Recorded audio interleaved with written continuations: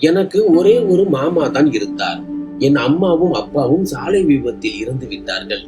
அதன் பிறகு மாமா என்னை தன்னுடன் துபாய்க்கு அழைத்து சென்றார். அப்பாவின் துக்கத்தில் நான் பலவீனமாகிக் கொண்டே வந்தேன். ஒவ்வொரு இரவும் மாமா என் தலையில் ஒரு எண்ணெய் தேய்த்து மசாஜ் செய்வார். அதனால் எனக்கு உடனே தூக்கம் வந்துவிடும். இப்படி செய்வதால் அப்பா இறந்த துக்கத்திலிருந்து சீக்கிரம் மீண்டு வருவாய் என்று அவர் சொல்வார். என் உடலில் சில மாற்றங்கள் ஏற்பட ஆரம்பித்திருந்தன. ஒரு நாள் நான் அந்த எண்ணெயை மாற்றி வைத்தேன். அன்றிரவு என் உணர்வுகளை பறந்து விட்டன. அந்த இரவில் துபாய் சாலைகளில் நான் பார்த்தது ஒரு மாயை போல் இருந்தது. மாமா என்னை கொஞ்சம் நன்றாக உணர வைப்பதற்காக இங்கே அழைத்து வந்திருந்தார். ஆனால் எனக்கு இங்கு வர மனமில்லை. ஆனாலும் இங்கே வந்த பிறகு நான் உண்மையிலேயே சற்று தேவையாக உணர்ந்தேன். மாமா எனக்கு ஒரு செல்போனும் வாங்கி கொடுத்திருந்தார். அவர் என்னை பார்த்து, நீ இங்கு இயற்கை படங்களை எடு, நான் ஒரு முக்கியமான வேலைக்காக 5 நிமிடங்களில் வந்து விடுகிறேன் என்றார். நான் அதை பற்றி கவலைப்படாமல், சரி நீங்கள் எங்கு வேண்டுமானாலும் போங்கள், ஆனால் சீக்கிரம் வந்து விடுங்கள் என்று சொன்னேன். இதை சொல்லிவிட்டு நான் சுற்றியுள்ள காட்சிகளை படம் பிடிப்பதில் மூழ்கிவிட்டேன். அவரும் அங்கிருந்து சென்று விட்டார். அவர் சீக்கிரம் வருவார் என்று நான் நினைத்தேன். ஆனால் அரை மணி நேரம் கடந்ததும் அவர் வராததால் எனக்கு பயம் வர ஆரம்பித்தது. நான் இங்கு முதல் முறையாக வந்தேன். எனக்கு இங்குள்ள பாதைகள் கூட தெரியாது. நான் அங்கும் இங்கும் பார்த்துவிட்டு அவருக்கு போன் செய்ய விரும்பினேன். அப்போதுதான் எனக்கு ஞாபகம் வந்தது, என் மொபைலில் பேலன்ஸ் இல்லை என்று. ஏனென்றால் நான் யாருக்கும் பேச வேண்டிய தேவை இருக்கவில்லை. அதனால் தான் நான் ஒருபோதும் மாமாவிடம் பேலன்ஸ் போட சொல்லவில்லை. நான் அங்கும் இங்கும் பார்த்து யாரிடமாவது போன் வாங்கி மாமாவுக்கு அழைக்கலாமா என்று பார்த்தேன். ஆனால் இந்த அந்நிய நகரில் அந்நியர்களை பார்த்து எனக்கு பயம் வர ஆரம்பித்தது. யாரை நம்புவது யாரை நம்புவது இல்லை என்று எனக்கு புரியவில்லை. நான் இங்கு மாமாவை தவிர வேறு யாரையும் அறியவில்லை. எங்களுக்கிடையே இங்கே வேறு யாரும் இல்லை. அவர் எங்கே என்னை விட்டு விட்டு போக முடியும்? நான் அங்கெங்கே தனியாக அவரை தேட ஆரம்பித்தேன். நான் முன்பு இருந்த இடத்திலிருந்து ரொம்ப தூரம் வந்துவிட்ட பிறகு அவர் எதிரே நின்று யாரிடமும் பேசிக் கொண்டிருப்பது போல் எனக்கு தோன்றியது. நான் ஓடி சென்றேன். அவர் அங்கே உண்மையிலேயே இருந்தார். அவருடன் ஒரு பெண்ணும் இருந்தாள். ஓ, இதுதான் விஷயமா என்று நான் புரிந்து கொண்டேன். அவர் இங்கே இந்த பெண்ணை சந்திக்க வந்திருக்கிறார். மேலும் திருட்டுத்தனமாக என்னிடமிருந்து மறைக்க விரும்பி இருக்கிறார். அதனால் தான் நான் அவர்களை தொந்தரவு செய்யாமல் நான் முன்பு இருந்த அதே இடத்திற்கு திரும்பி வந்து விட்டேன். ஆனால் நான் அவர்கள் இருவரையும் போட்டோ எடுத்திருந்தேன். வீட்டிற்கு சென்று மாமாவிடம் காட்டலாம் என்று நினைத்தேன். அந்த பெண் அழகாக இருந்தாள். ஆனால் அவள் தோற்றம் மிகவும் வித்தியாசமாகவும் விசித்திரமாகவும் இருந்தது. மாமாவுக்கு இவளிடம் என்னதான் தெரிந்தது என்று எனக்கு ஆச்சரியமாக இருந்தது. சிறிது நேரம் கழித்து அவர் தூரத்தில் இருந்து வருவதாக தெரிந்தது. அவர் அருகில் வந்து மன்னிப்பு கேட்டார். எனக்கு கொஞ்சம் தாமதமாகிவிட்டது, நீ கவலைப்படவில்லை அல்லவா என்று கேட்டார். நான், இல்லை, நான் இங்கே நன்றாக சுற்றினேன், நிறைய படங்கள் எடுத்தேன் என்று சொன்னேன். நாங்கள் மீண்டும் புறப்பட்ட போது வழியில் மாமா என்னை பார்த்து, நான் விரைவில் உனக்கு ஒரு மாமியை கொண்டு வரலாம் என்று யோசிக்கிறேன். நீயும் வீட்டில் தனியாக இருக்கிறாய், அதனால் உனக்கும் ஒரு துணை கிடைக்கும் எனக்கு திருமணம் நடந்தால் என்று சொன்னார். அதாவது என் யூகம் சரியாக இருந்தது. மாமா சற்று முன் யாரிடம் பேசிக் கொண்டிருந்தாரோ அது அவருடைய காதலி தான். அடுத்த நாள் மாமா என்னை பார்த்து, தயாராகி கொள், உன்னை உன் வருங்கால மாமியை பார்க்க அழைத்து செல்கிறேன் என்றார். நான் அவர் முன் அந்த பெண்ணை பார்த்தேன் என்று அவரிடம் சொல்லவில்லை. ஆனால் மாமா என்னை பார்க்க வைத்த அந்த பெண்ணை பார்த்து நான் அதிர்ச்சி அடைந்தேன். அவள் நேற்று இரவு பார்த்த அந்த பெண் இல்லை. ஒருவேளை எனக்கு தவறாக புரிதல் ஏற்பட்டிருக்கலாம் என்று நினைத்தேன். ஆனால் இரவில் அவர்கள் மிக அருகில் இருந்ததால் அவர்கள் இருவருக்கும் ஏதோ தொடர்பு இருக்கிறது என்று எனக்கு தோன்றியது. ஆனால் மாமா என் முன் முற்றிலும் வேறு ஒரு பெண்ணை நிறுத்தியிருந்தார். நான் இவளைத்தான் திருமணம் செய்ய போகிறேன். ஒருவேளை என் மாமா அந்த 2 பெண்களையும் ஏமாற்றுகிறாரோ? சரி, நான் எதுவும் செய்யவில்லை. சில சமயம் நான் நினைப்பேன், மாமாவின் கவனம் ஏன் என்னை மீது மட்டும் இருக்கிறது? அவர் என் உணவு பழக்கத்தின் மீதும் கவனம் செலுத்த வேண்டாமா? நான் காலையில் மிகவும் குறைவாகவே சாப்பிடுவேன். இப்போது எனக்கு பசியே எடுப்பதில்லை. ஆனால் இதை பற்றி மாமாவுக்கு எந்த கவலையும் இல்லை. அவர் தினமும் என் தலையில் மசாஜ் செய்வது அவருடைய கடமை என்று நினைத்தார். அவர் எனக்கு ஒரே ஒரு மாமா தான். அவரை தவிர இந்த உலகில் எனக்கு வேறு யாரும் இல்லை. ஏனென்றால் என் அம்மாவின் அப்பாவும் அவருடைய அப்பாவும் ஒரே ஆள்தான். அம்மாவிற்கும் ஒரே ஒரு சகோதரர் தான். இந்த மாமா துபாயில் செட்டில் ஆனார். உண்மையில் அவர் இங்கு செட்டில் செய்தது என் அப்பா தான். ஏனென்றால் என் அப்பா ஒரு பிசினஸ்மேன். என் அப்பாவுக்கு ஒரே பிள்ளை என்ற முறையில் நான் மிகவும் அன்பாக வளர்க்கப்பட்டேன். என் அம்மா அப்பா என் ஒவ்வொரு ஆசையையும் நிறைவேற்றினர். நாங்கள் சில சமயம் விடுமுறையில் மாமாவிடம் வந்து தங்குவோம். நான் பட்ட படிப்பை முடித்த போது துபாய் சென்று ஒரு நல்ல பல்கலைக்கழகத்தில் படிப்பை தொடர வேண்டும் என்று தான் நினைத்தேன்.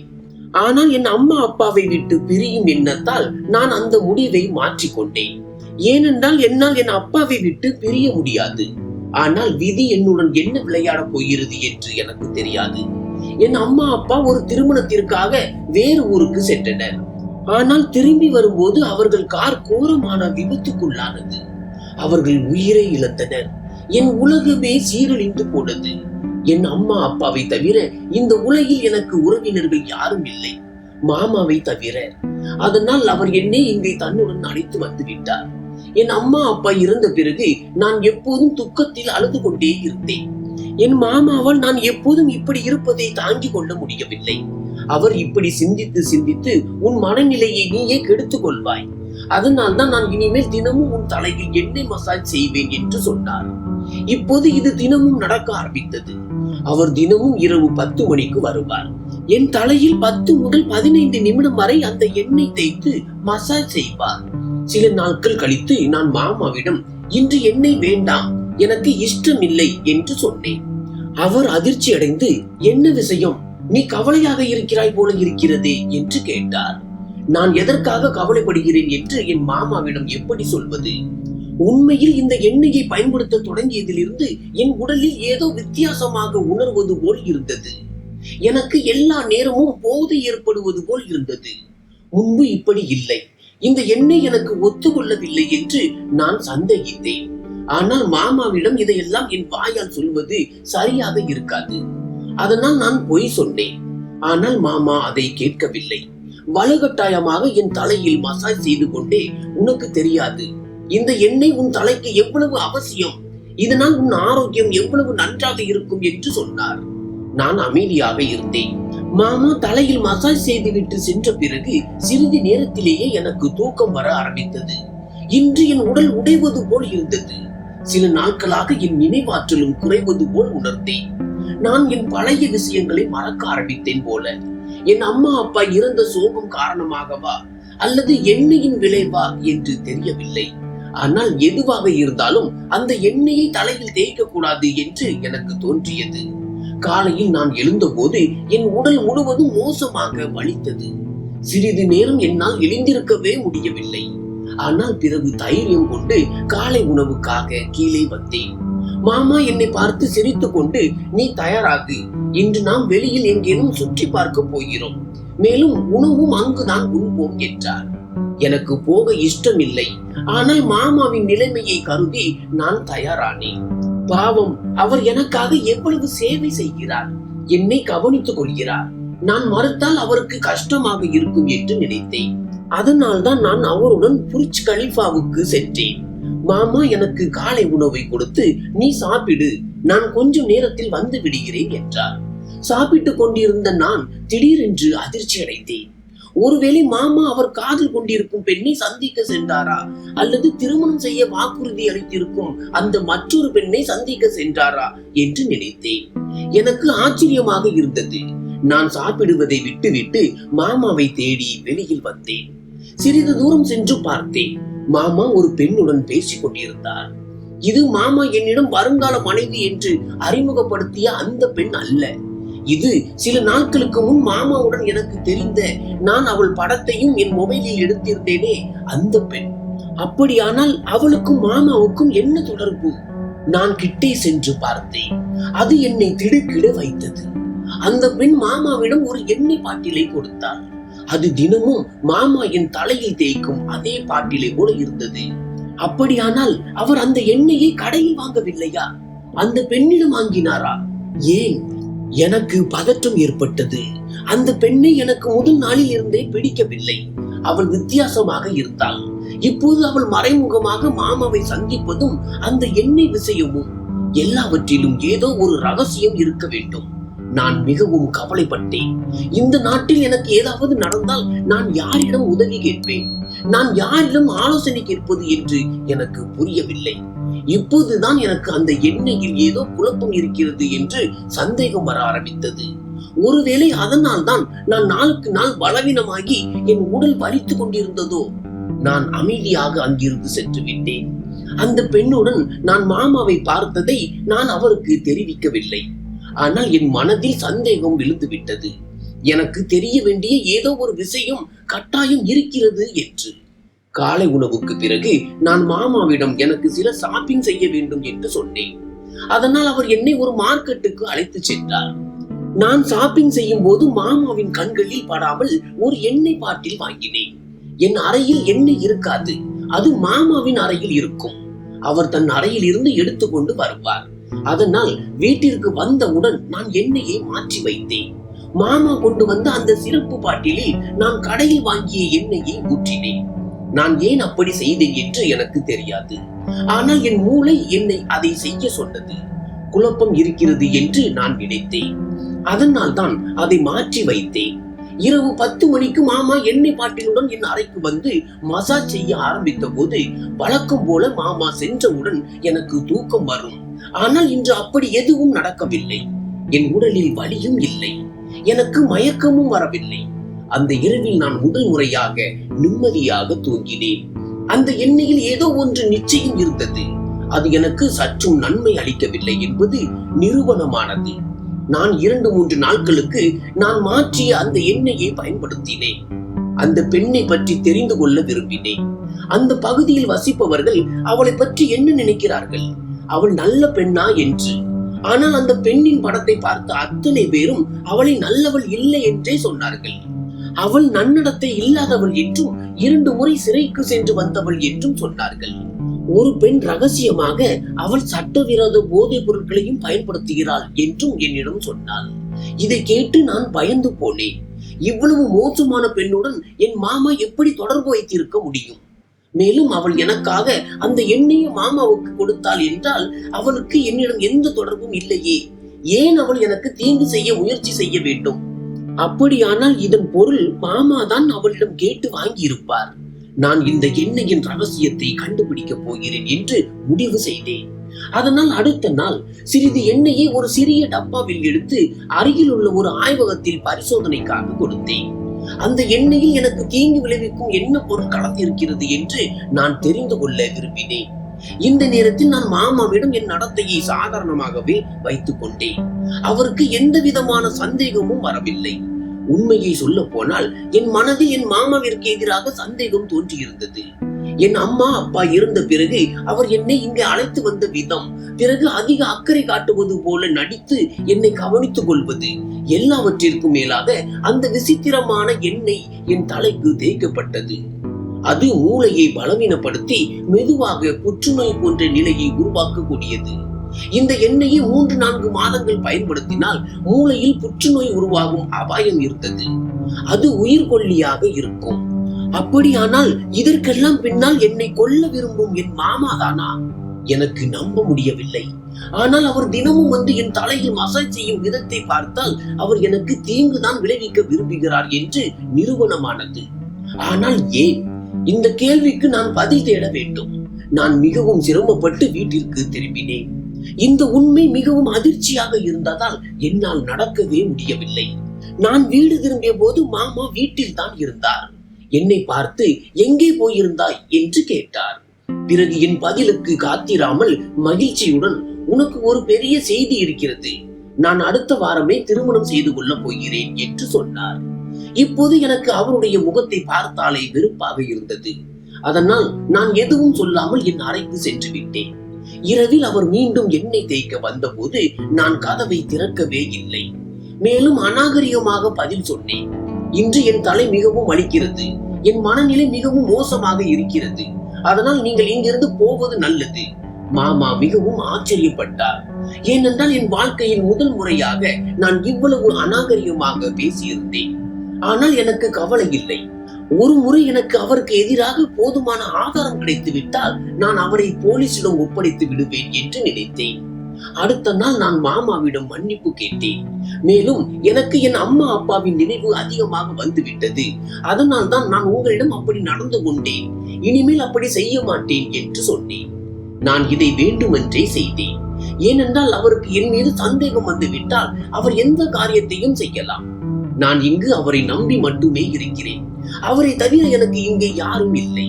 நான் இங்கிருந்து ஓடி யாரிடம் போவது? அதனால்தான் நான் அமைதியாக இருப்பதும் அவர் சொல்வதன்படி நடப்பதும் சிறந்தது என்று நினைத்தேன். மாமா, சரி, பரவாயில்லை.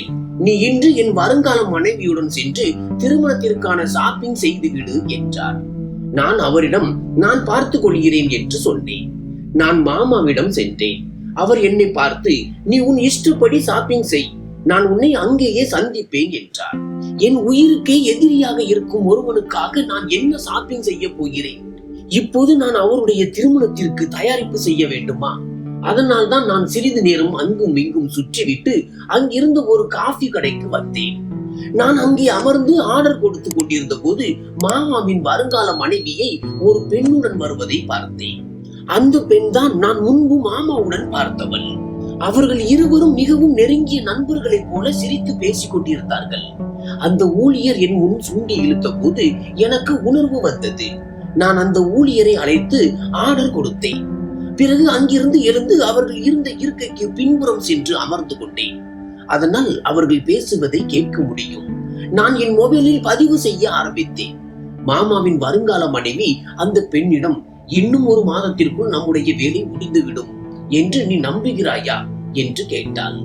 அந்த பெண் சிரித்துக் கொண்டே, அந்த விஷயத்தில் எனக்கு பெரிய அனுபவம் இருக்கிறது, நீ கவலைப்படாதே, வேலை முடிந்துவிடும், நீ என் பணத்தை பற்றி மட்டும் கவலைப்படு என்றாள்.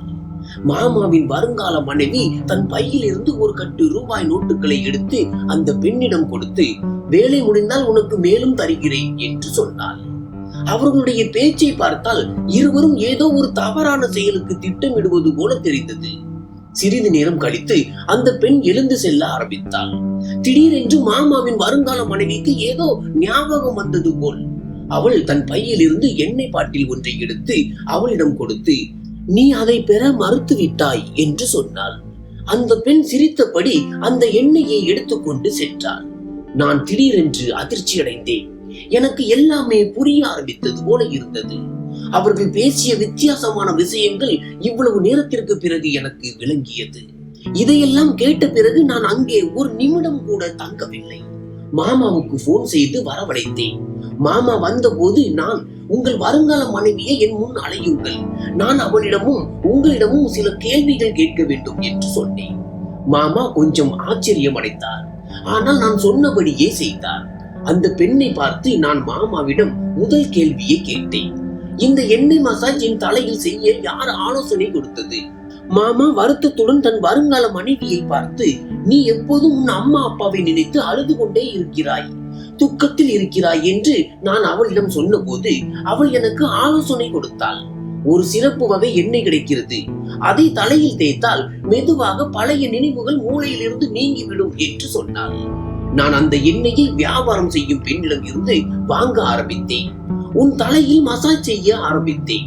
ஏனென்றால் நீ எப்போதும் துக்கத்தில் இருக்க நான் விரும்பவில்லை, வேறொன்றும் இல்லை, எனக்கு எந்த தவறான எண்ணமும் இல்லை என்று சொன்னார். நான், மாமா, இப்போது நீங்கள் சொல்லுங்கள், நீங்கள் யாரிடம் அந்த எண்ணெயை வாங்கினீர்களோ அவள் உங்கள் வருங்கால மனைவியின் தோழியா என்று கேட்டேன். மாமா ஆச்சரியத்துடன், இல்லை, அவள் எனக்கு அந்த எண்ணெயை பற்றி ஆலோசனை மட்டுமே கொடுத்தாள். அந்த பெண்ணை நானே தேடினேன், அல்லது ஒருவேளை அவளே என்னிடம் வந்தாலோ தெரியவில்லை. ஏன், என்ன நடந்தது என்று கேட்டார். நான், என் அம்மா அப்பாவின் சொத்து அவர்கள் இறந்த பிறகு யார் பெயரில் இருக்கிறது என்று சொல்லுங்கள் என்றேன். மாமா, உன் அம்மா அப்பாவின் சொத்து என்றால் அது உன் பெயரில் தான் இருக்கும். மேலும் உனக்கு ஏதாவது நடந்தால் உனக்கு பிறகு அது எனக்கு கிடைத்து விடும் என்று உயில் எழுதப்பட்டுள்ளது என்றார். நான் அவரிடம், இந்த விஷயத்தை நீங்கள் உங்கள் வருங்கால மனைவிக்கும் சொல்லி இருப்பீர்கள், அதனால் தான் அவள் என்னை கொல்லவே முயற்சி செய்தாள். அதனால் நான் இருந்தவுடன் எல்லா சொத்தும் உங்களுக்கு கிடைத்துவிடும். அதன் பிறகு அவள் ஏதோ ஒரு காரணத்தை சொல்லி உங்களிடமிருந்து சொத்தை பறித்துக் கொள்வாள் என்றேன். இதை கேட்டதும் அந்த பெண்ணின் முகம் வெளிரி போனது. அவள் நிறம் மாறிவிட்டது. அவள் பதற்றத்துடன், நீ என்ன பேசுகிறாய், ஏன் என் மீது குற்றம் சுமத்துகிறாய் என்று கேட்டாள். நான் சிறிது நேரத்திற்கு முன்பு மொபைலில் எடுத்த பதிவை காட்டினேன். மாமாவுக்கும் இந்த விஷயம் நம்பிக்கை வந்தது. அவர் அந்த பெண்ணை அறைந்தார். உடனடியாக காவல்துறைக்கு அழைத்தார். காவல்துறை அந்த பெண்ணை கைது செய்தது. பிறகுதான் தெரிந்தது, என் மாமா தன் கோடிக்கணக்கான சொத்துக்கு உரிமையாளரான மருமகளை அழைத்து வந்திருக்கிறார் என்று அவள் தெரிந்து கொண்டாள். அதனால் நான் இறந்த பிறகு எல்லா சொத்தும் என் மாமாவுக்கு கிடைக்க வேண்டும் என்று திட்டமிட்டாள். அதன் பிறகு அவள் மாமாவையும் மெதுவாக கொன்று விடுவாள். பிறகு அவர்களிடமிருந்து சொத்தையும் பறித்துக் கொள்வாள். மனிதன் எவ்வளவு பெரிய சதி செய்தாலும் எல்லாவற்றிற்கும் மேலாக நடத்துபவர் இறைவன் என்பதை மறந்து விடுகிறான். நான் மாமாவிடம் மன்னிப்பு கேட்டேன். ஏனென்றால் நான் அவரை பற்றி மிகவும் தவறாக நினைக்க ஆரம்பித்தேன். சரியான நேரத்தில் எனக்கு உண்மை தெரிந்தது நல்வாய்ப்பே. இல்லை என்றால் நான் இன்னும் மிகவும் முன்னேறி சென்றிருப்பேன். நன்றி.